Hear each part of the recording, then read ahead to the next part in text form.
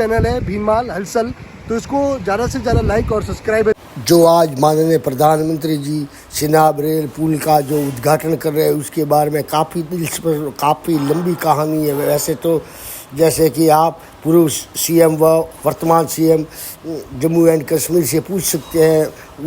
उन्हीं के मुताबिक जब से वो स्कूल में पढ़ते थे तब से लेकर के अब तक कुल मिला के कहा जाए तो अब उनके बच्चे भी बड़े हो गए और पढ़ भी रहे हैं। तो उसी समय से ये रेल की लाइन शुरू हुई थी और कुल मिला के कहा जाए तो ये जो सिनाब रेल का जो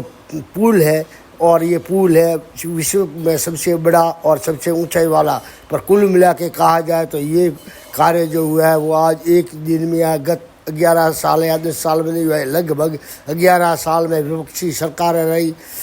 उनके द्वारा हुआ। 11 साल कह सकते हैं कि ये जो सरकार चल रही है उनके द्वारा, कुल मिलाकर पक्ष विपक्ष दोनों की मतलब गहन निगहदस्ती कह सकते हैं या निगाह कह सकते हैं, उसी के माध्यम से ये इतना बड़ा जो कार्य हुआ है वो भारत के लिए बहुत ही गर्व व बहुत ही सम्मान्य कार्य है। वह इसी के बाद भी अगर जो आप देखेंगे तो पूरा विश्व भी देख रहा है, जैसा कि ये एक विश्व कीर्तिमान के ही समान है कि लगभग 362 मीटर लंबा जो ये बना है मेटल का पुल कह सकते हैं, जिसमें दोनों तरफ गाड़ियाँ चलेगी व बीच में रेल चलेगी। तो इसी प्रकार से और ये बहुत ही मतलब वर्ल्ड लेवल का काम है और भारत के लिए विकासशील देशों की कतार में पहुंचने का भी एक आप कह सकते हैं कि सांकेतिकी आह्वान कह सकते हैं, जय घोष है। भारत माता की जय के साथ आप देख सकते हैं कि ये दूरी कहाँ से कहाँ तक और कितनी कम समय में कहाँ तक पहुँच पाएंगे। कुल मिला के कहा जाए तो जनता क्या, विकास क्या व सेना क्या सही समय पर पहुंच जाएंगे। जैसा कि इन तस्वीरों के जरिए आप साफ साफ देख सकते हैं कि आज ही इस सिनाब पुल का उद्घाटन हुआ है। ये केवल भारत के द्वारा किया गया